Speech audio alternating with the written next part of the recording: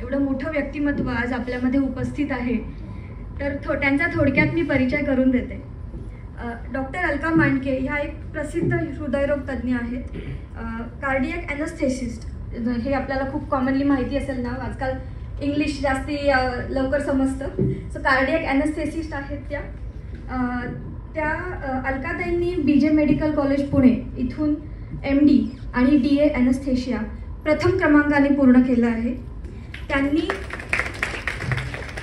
त्यांनी 45 वर्षांपेक्षाही जास्त कार्डियक ॲनेस्थेसिस्ट ह्या पदावरती मुंबईमध्ये प्रॅक्टिस केली आहे. सध्या त्या कोकिलाबेन अंबानी हॉस्पिटलमध्ये मानद हेड ऑफ ॲनेस्थेशिया डिपार्टमेंट म्हणून काम करतात. त्याचबरोबर त्या मांडके ट्रस्टच्या अध्यक्ष म्हणूनही काम करतात. आणि ह्या सगळ्या व्यापातून त्यांनी डॉक्टर नीतू मांडके जे दिवंगत प्रसिद्ध हृदयरोग तज्ज्ञ आहेत, त्यांच्या आठवणी म्हणून एक हृदयस्थ ह्या पुस्तकाचं प्रकाशन केलं आहे आणि त्यात त्यांनी आठवणी शेअर केल्या आहेत. तर आता या प्रसंगी मी डॉक्टर मांडकेंना विनंती करेन की त्यांनी आम्हाला थोडं मार्गदर्शन करावं.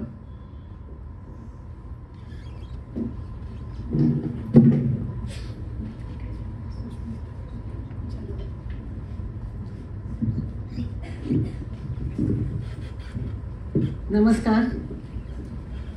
खूप वर्षापासून मायाच्या कार्यक्रमाला यायची इच्छा होती. आज इतक्या वर्षांनी ही संधी आली असं मी म्हणते आणि त्याबद्दल धन्यवाद. आणि खरं म्हणजे क्षमस्व आहे की आत्तापर्यंत म्हणजे एकदम जप बोलणं होतं की प्रत्येक वाक्य महत्त्वाचं आणि सावकाश बोललेलं होतं. ते सगळ्यांच्या डोक्यात पूर्णपणे भिनलं पाहिजे असं वाटतं आणि तुमच्या सगळ्यांचा सहकार्य त्याच्यामध्ये मिळावं या फिल्मसाठी माझ्याकडून काही असेल तर मी नक्कीच करीन. मला वाटतं आलेले कमी असतील किंवा जास्त असतील पण आलेला प्रत्येक जण तुमच्यापैकी 100 लोकांपर्यंत पोहोचू शकतो आणि त्यांच्या मनात जे आहे ते तुमच्या सगळ्यांच्या मनात असलं पाहिजे की याबद्दल जाणीव सगळ्यांना व्हायला पाहिजे आणि त्याच्यासाठी चांगले उपाय जे आता ज्याचा उल्लेख केला की कॉस्मेटिक्स नसतात ते स्वस्त दरात मिळतील आणि त्याच्यामुळे सुधारणा होईल. आणि मुख्य सर्वात महत्त्वाचं म्हणजे की तो संसर्गजन्य नाही आहे हे सुद्धा अजून लोकांना माहीतच नसतं.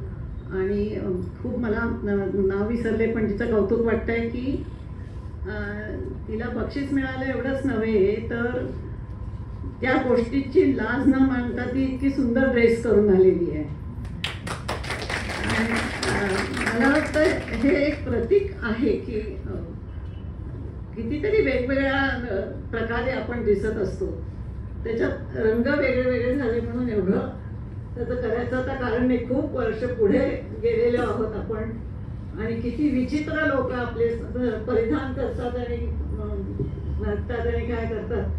त्याच्यापेक्षा तुम्हाला जे मिळालेलं आहे तो तुमचं सौंदर्य आहे असं समजायला मला वाटतं हरकत नाही. माझ्या ननंद आणि माझी अगदी खास मैत्रीण दोघींनी त्याला चांगलंच प्रत्येकाने म्हणायचं लढा दिलेला आहे आणि त्याच्यामुळे ते त्यांना स्वतःला काहीच नाही वाटत आणि त्या छान प्रतीचं यश अशा बहिणी वगैरे झालेल्या आहेत.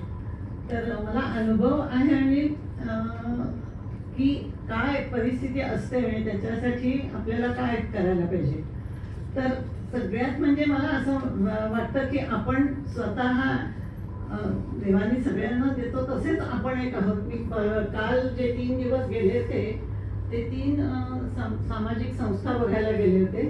कारण केशवसृष्टीतर्फे आमची एक निवड समिती आहे आणि त्याच्यामुळे आम्ही दरवर्षी 8-10 संस्थांना भेट देतो आणि त्यातल्या एकांना पुरस्कार देतो.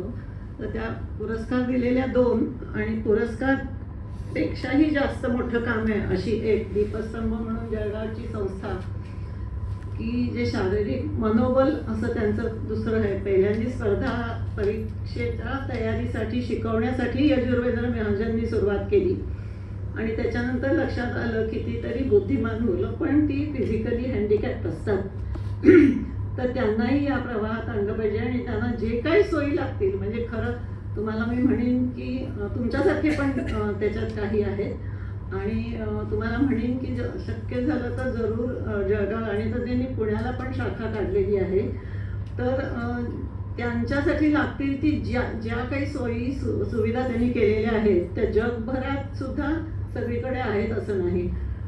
अशा तऱ्हेचं त्या मी काल परवाच्या दिवशी बघून आले. आणि दुसरी होती ती 2 वर्षाची असताना पोलिओ झाल्यामुळे त्याच्यानंतर स्वयंदीप म्हणून संस्था आहे चाळीसगावला, तर तिने तशाच बायकांसाठी उद्योग सुरू करून शिवणाचा, आणि आता मोठीच्या मोठी तिला पण संस्था करता आली कारण तिला आम्ही पुरस्कार दिला होता. आणि तिसरं होतं ते वृद्धांसाठी, म्हणजे वृद्धांसाठी किंवा लहान सुद्धा कोणी असतील तर पेशंट्स एखाद वेळेला इनव्हॅलिड होतात कुठल्या तरी आजाराने, तर त्यांना सांभाळायची फार जरूर असते कारण की घरात लोकांना वेळ नसतो आणि हळूहळू पहिल्यांदा खूप जाणीव असते आणि नंतर त्यांच्याकडे एवढं लक्ष मानसिक आधार दिला जात नाही आणि त्याच्यामुळे त्यांची जी शारीरिक सुधारणा व्हायला पाहिजे तशी होत नाही. म्हणून एका कार्डियक ॲनेस्थेटिस्टनी, माझ्या ज्युनियर कार्डियक ॲनेस्थेटिस्ट होता हिंदुजामध्ये, तो आता संभाजीनगरमध्ये प्रॅक्टिस करतो स्वतःची, म्हणजे कार्डियक ॲनेस्थेटिस्टची प्रॅक्टिस असताना सुद्धा त्यांनी अशा ह्यांच्यासाठी स्नेह सावली म्हणून संस्था काढली. तर ह्या आम्ही 2 दिवसात या 3 संस्थांना भेटी देऊन आज भाग्य असं आहे का ती म्हणाली तर खरं म्हणजे मी पहाटे आले संभाजीनगरहून ट्रेननी आणि मग इथे आले, पण मला हे खूप महत्त्वाचं वाटलं आणि यायलाच पाहिजे असं वाटलं म्हणून आले. आणि तिचं प्रत्येक वाक्य महत्त्वाचं आहे, मी परत नमूद करीन.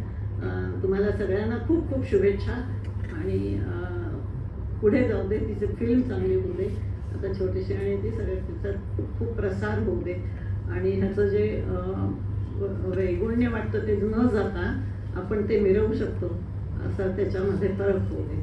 धन्यवाद.